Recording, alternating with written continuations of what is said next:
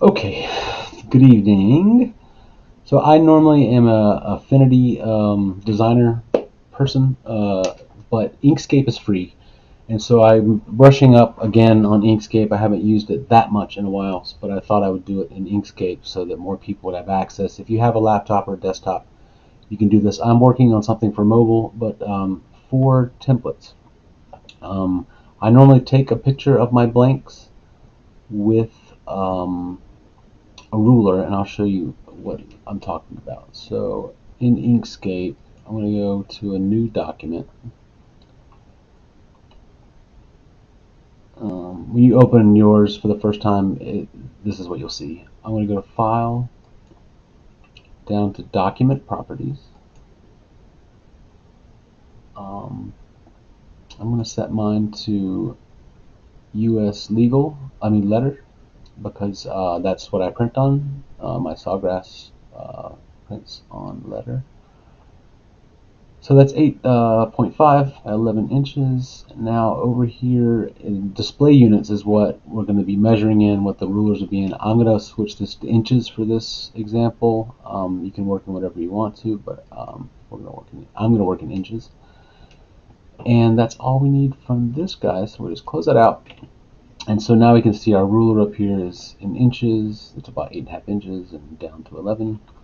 So if you have a scanner, lay your blanks on the scanner bed and put a ruler in there, or something that you know the size of. If you Google how big is a quarter, how big is a US dollar, you can get those dimensions and you can use that as your definitive, I know how big this is.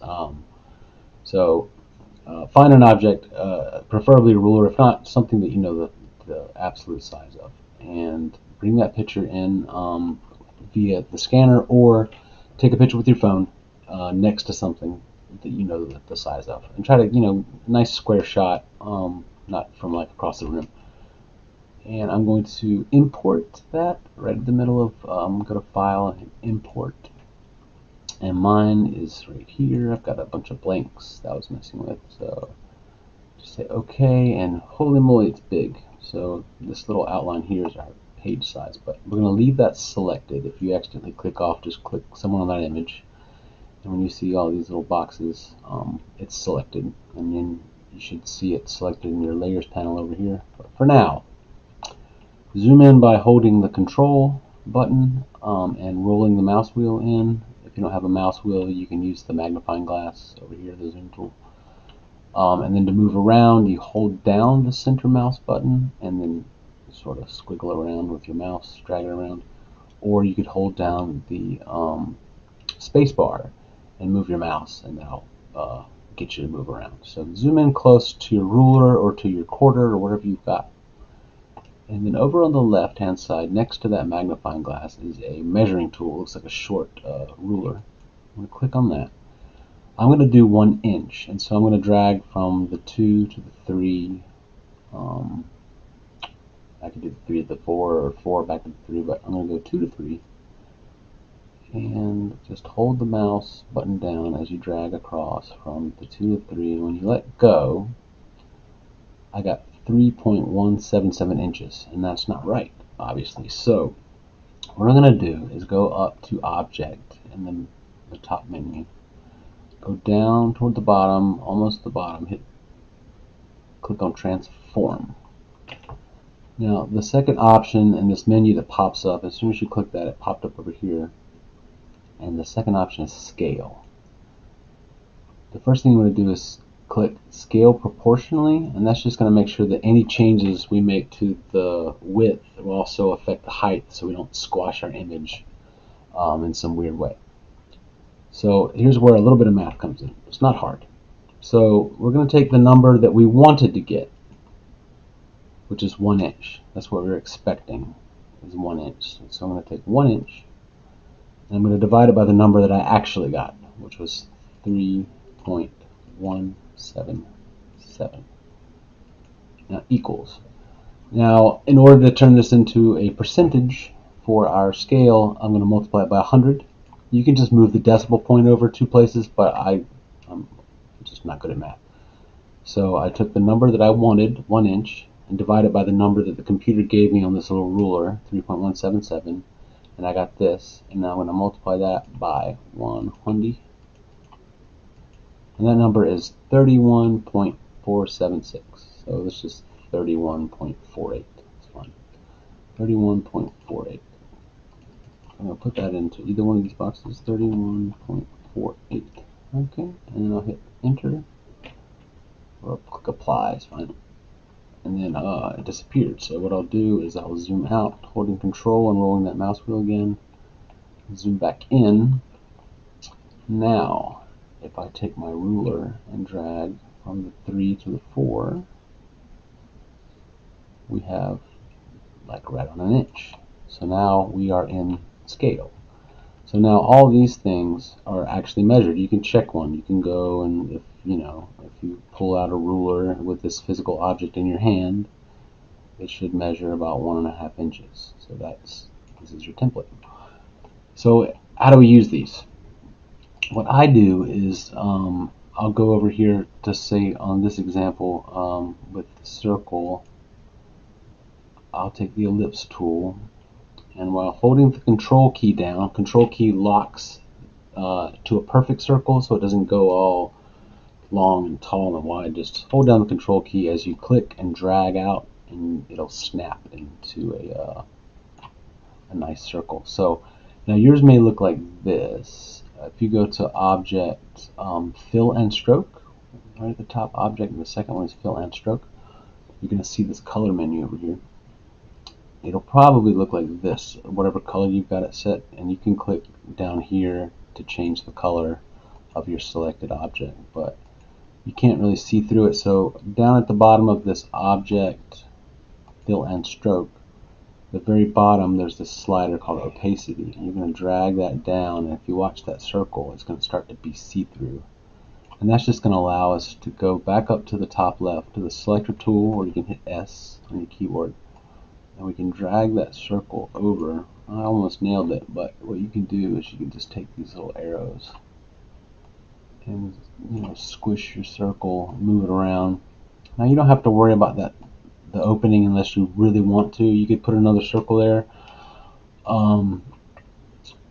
You could hold down the control key and draw out another one and make it say blue if you really wanted to just mark it. But what I do is generally after I print, somewhere up here in the margin, I'll take a pencil and just mark it so that when I lay my blank over top of that print, I know where the top is.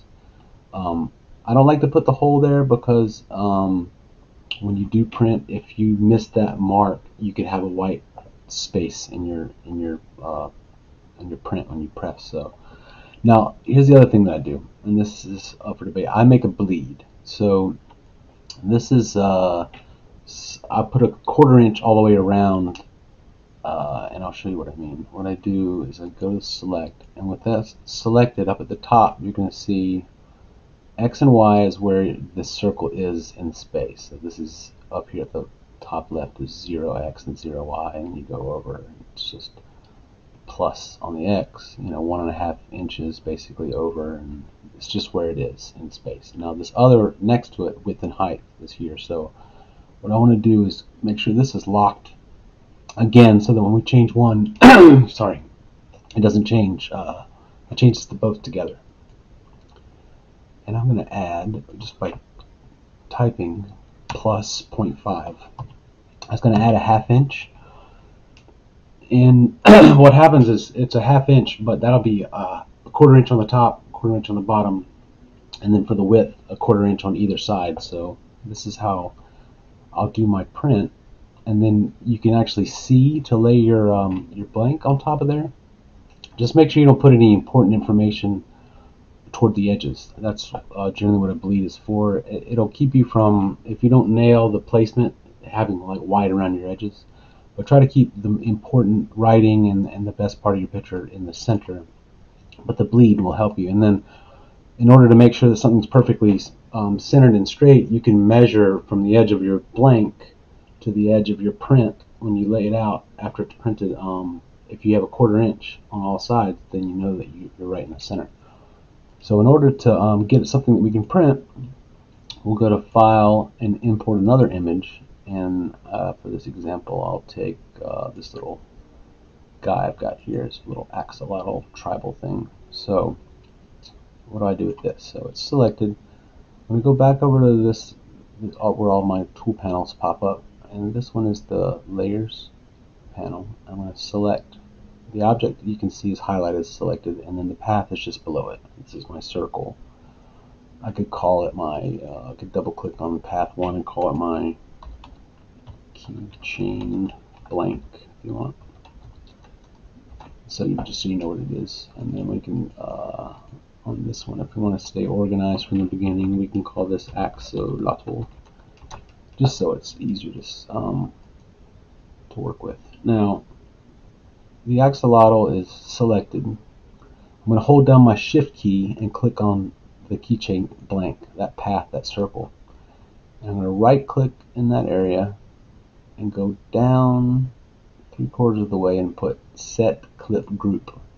And what this did, this locked that image onto, this is the background image, it locked it onto that blank. So now my axolotl can be moved around and he'll always stay on the blank. So I can make it bigger, and this is what I'm talking about. Keep his face in the dead center, and if you were to write his name or whatever, keep it sort of toward the center. You're going to imagine that 1/4 inch is going to get cut off all the way around. And then you get them the way you want them, and then boom, there's one done. And if you wanted to make a copy of this, you could go to this this parent up here, this G3, and we're going to just duplicate it. And then you drag that off, and now you've got two, like a set of earrings or something like that. So you can lay those out. Now, when you're ready to print, something like that. Now, with all these other ones, if you're a Cricut person, you might know how to do stuff like this. You're basically, rectangles, obviously pretty easy. You can do in Inkscape as some neat tools. This little dot here, when you drag out a rectangle, will actually round off your corners. If you see I'm pulling that. So you can do the same rounded corners like this. And what I would do is I would drag this around until I got it nice and pretty. And then I do the exact same thing. I'd go up here to the width and the height, making sure that this lock is on, and I would hit plus 0.5. And I would drag I'd import my image, same way. And I'm going to do my nephew playing football. Say OK. I'm going to drag that over to my guy. I could name these again. I won't do that for you guys right now. Set clip group, and then OK. You know, if you wanted to scale that a little bit, no, not that. So I'm moving the whole thing. You got to make sure that you open up these menus and get down to the thing you actually want to. You know, and again, I got to worry about that 1/4 inch, so this could be a bad image to work with, you know. But you get my point.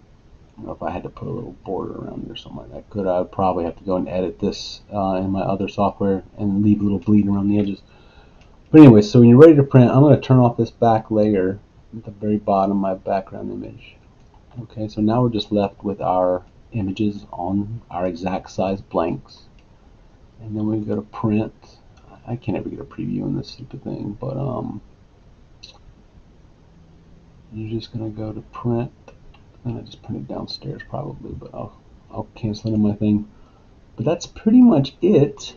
If you guys have any questions, I'm sure I didn't explain this very well, but that's the long and short of it. I will do some later if you guys need to know how to do things like holding down the control key and making this like a circle, and then you can go to this polygon tool here and make a triangle, that kind of thing. And you take these two and sort of lay them over top of each other, select the two of them together, go to path union. This is like Cricut. I don't know if you guys are into Cricuts, but anyways, and then you can go to the nodes and sort of, you know, click on these and delete them, sort of drag things around until you get the, you know, shape the way you want it. You know, it's just a little trial and error, but generally speaking, like this, you would take two triangles, flip one upside down. This, I've done a rectangle in the middle and then combined it with four circles, small circles, and then make a union of all of those and sort of drag around the edges. These are obviously easy. It's just another big rectangle. You can round the corners like I showed you. Do this and play with this little slider here. With this, you would make a circle, hold down the control key, try to make a perfect circle here. And then you could go in and you take another circle, hold down the control key, make one. I'll make this one like a brown or something like that. And then you could just drag a box over the two of those. And instead of doing union, you could do difference, and it'll subtract the top one. It'll cut it out, slicing like in Cricut. And then there's a blank for that, and you just go up to here and put plus 0.5 inches if that's your, if you want to follow my example, and drag your image into there and just keep going. And every time you get a new thing, just put it in there and just save a copy of this as your template for later, and you can just go in and replace those pictures as you need to. So anyways, guys, I hope that helps. And then make sure that when you can just save it under this, and if you wanted to send it to somebody to use, you go down to File, Export, and it's going to pop up over here again, and down in the bottom right it'll say if you want it to be PNG. Now PNG is going to include everything, so if you wanted just to send somebody something to print, it would be this, turning off that other layer. But if you wanted something that was in layers and editable, you want to select an SVG over here, and just you could send it to a friend or whatever, that kind of thing. Or you want to save it on your computer, save it as an Inkscape SVG if you're going to edit it with this software later, and then a plain SVG will be more compatible with other software. So anyways, I'm going on and on and on, but have a great night, and I hope this helped. If you made it through the end, congrats. Good night.